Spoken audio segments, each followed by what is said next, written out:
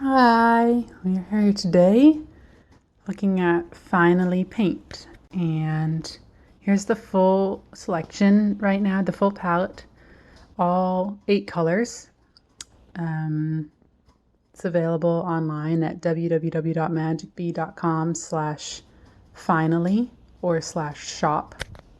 At Finally you can see more information and usage tips and stuff like that, but I wanted to take a look today at each of the colors and show what they're like, because it's a brand new medium that's a cold wax base. And yeah, so let's take a look. So here we are, and I'm going to go through each color, show you what it looks like, what the medium looks like, because like I said, this is a brand new wax-based medium that is totally zero waste. As you saw, they come in those little jars, and non-toxic as well. So a lot of folks are sort of like, well, what does that even mean? And I'm going to go through it. It is I designed it as sort of a alternative to acrylic paint, as a way of having a very similar medium without the plastic, which is acrylic. So I've designed it to feel and look really similar to that, but there definitely are differences. So here's our Bursting Bloom Red, which is a PV19. It's quinacridone red is what it's typically called. I gave everything fun names because I just like things fun. Why not have fun? So there's at full color. I'll add a little bit more. And then it waters down really quick. Just got a little dab of water, and you can see you can water it down pretty quickly.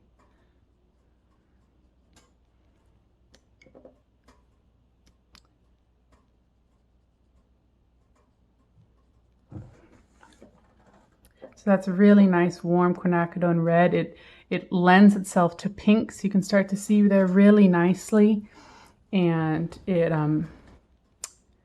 can also become really highly charged, like fire truck reds, if you add a little bit of orange or yellow, which we'll get to that in a little bit. I'm also going to do a color mixing chart that I'll also make available for you guys if you want to print it out and do it yourself with your set. It's always a good thing to have. So this is our Bomb Diggity Orange at full tint. So this is a really great orange. I really love how like bright it is. It's like almost feels neon, and I really like that. I prefer in my palette to have really bright colors, because you can always dull down a color, and you can't make a color brighter. So I like to have the brightest I can. And that's benzimidazolone orange, PO36. So we'll move on to our yellow. Ooh, it's mixing with our orange. There we go. This is a Hansa yellow, PY74. Really like this yellow. It has some good oomph to it. Sometimes yellows just sort of get lost in the fray. I really like me some yellow. So I'm into it.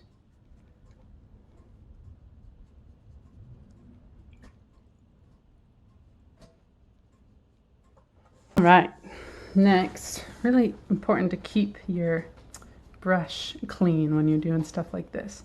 Next, we have our Forest Abyss Green, PG7. It is a phthalo green, really classic green, and really commonly used for mixing. some people like aren't super into the green on its own in terms of like what it's used for. But I am just so into its mixing capabilities that it's just like I can't go without it. So yeah, and it's a super dark green, as you can see, and yeah, you'll see more of the mixing abilities in a little bit when we get to our color mixing chart. So that's our phthalo green. And yeah, this finally paints. It's a cold wax medium, like I said. So what that means is it has a wax base, but it has been emulsified. So the wax is water soluble. As you see, I'm thinning it with water. So there's no solvents, you know, nothing like that in it, no weird harmful additives or fillers. It's, you know, just the good stuff as much as, you know, as much as can be. This is ultramarine blue.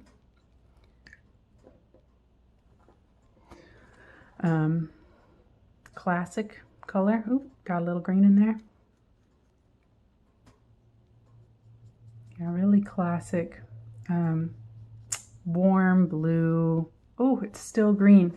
Yeah, that's the thing about the phthalo green, is it is quite a, you see how dark it is, and it's quite a staining pigment too. It's really, really powerful. So got a little bit of my blue there, trying to thin out my blue. Yep. Oh well, just gonna leave it. But one of the cool things about these paints too is that they're really easy to clean. You can clean them up with soap and water. So like, you know, with acrylic, you get it on your table and you're like, oh shit. Sorry. Oh crap. But not with these. If you get them on something, just a little soap and water takes them off pretty quickly. Once they've cured, you know, once they dry very quickly, you know, touch dry quite quickly. And at this point, like this bursting bloom, it's dry to the touch, but if I were to take some water and reopen it, I could reopen it and rework it now. But after a few days, it's sort of gone through this curing process, and then it'll be really water resistant and really, you know, permanent in that form. And but with soap and water, you can still get it off. This is our Deep Dream Purple, PV23. It's a dioxazine purple, and you can see it's so dark. It's so cool. I love it. You can use it as this like amazing black, but then you add a little water and it like so quickly becomes this like fabulous purple. You see that?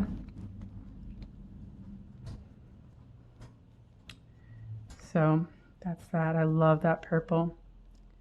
It's just like, I don't know, sometimes I don't use purples because I'm just into mixing, but I love this purple. I think it's really fun. So this is going to be tricky doing our white right after our purple. That dioxazine, Deep Dream, is also a staining pigment. So like I said, you can clean this stuff out of your clothes, but the staining pigments, namely the green and the purple, are definitely something to watch out for. This is our white. It's getting a little purple. That's okay. You can see it's opaque. It's covering up that line. This is a, you know, really classic titanium white, PW6. I call it wide-eyed white. And it's like the most commonly used white today. You know, find it in almost any palette. So, yep, can't see it very well because I'm on white paper, but that's the idea. And then lastly, we have our New Moon Black. This is an iron oxide black, PBK 11. I really like it. It's super smooth and velvety. I grew up on a lake, and this black reminds me of like the lake on a new moon night, like where there's no moon. And it was just like if you went swimming at night, it just felt like you were swimming in like inky nothingness. I think that's probably what inspired this name. Really just, I like it. And that thins out pretty quick too. All right, so those are the 8 colors, and this is like the starter set that I really designed to give you as many options as possible with just a really super basic palette. And I'm going to be definitely adding more to this in the future, but I just wanted to give you an idea for now of yeah, all the different possibilities with that color mixing palette. So I made here a mixing chart, and you can see all the colors on both sides. I'm going to go through this. I'll speed myself up a little bit, but I wanted to show you all the possibilities with these, just these eight basic colors, because there's really a ton, and I really designed it to give you the most utility you could. So how this works is, here's red, here's orange, yellow, green.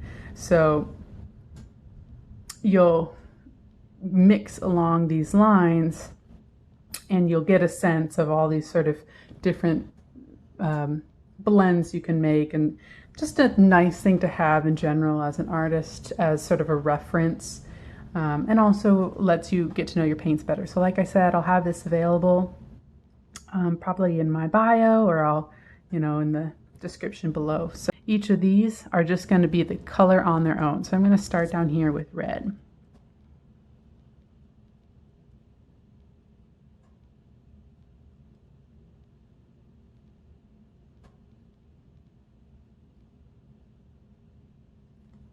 And some people make these color mixing charts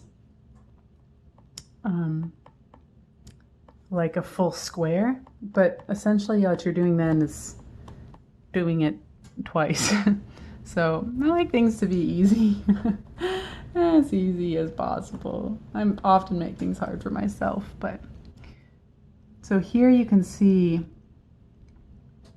like how really like this red bursting bloom is a pretty pinky purple sided red, and you can really make it an orange red super easily with the Bomb Diggity. Okay. You can also see how just with the primary set you can get a really nice orange super easy right there. And each of these colors, obviously, like between yellow and red, there's a whole, between any of these colors, there's a whole variation of, or a whole variety of colors between those, But I'm just trying to do an even blend.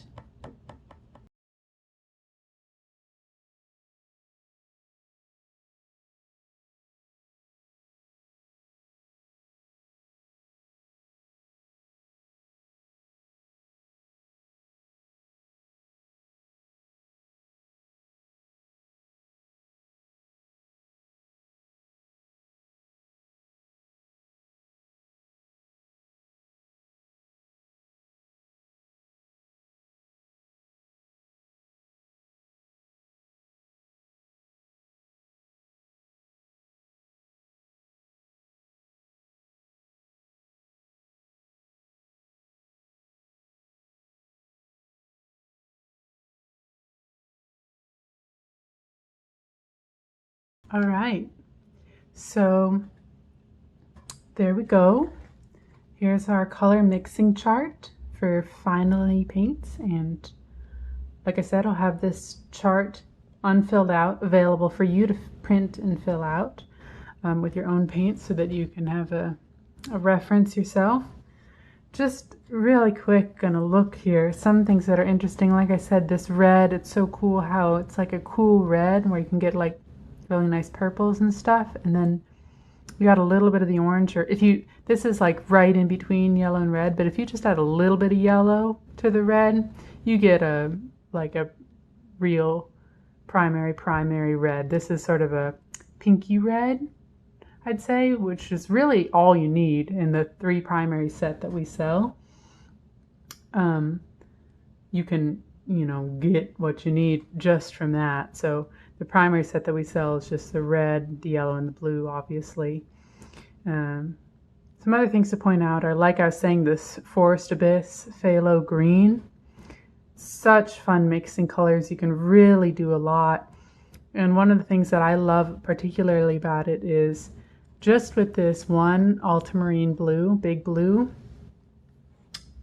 for me, definitely, I love turquoises and teals. And to have just a warm blue, I'm like, oh no, how do I have my turquoises and teals? And the Forest Abyss Green really solves that problem. You see, you get, when mixed with the blue, you can get a whole bunch of really nice aquas and teals just from that. And mixed with white even, you get sort of in that range.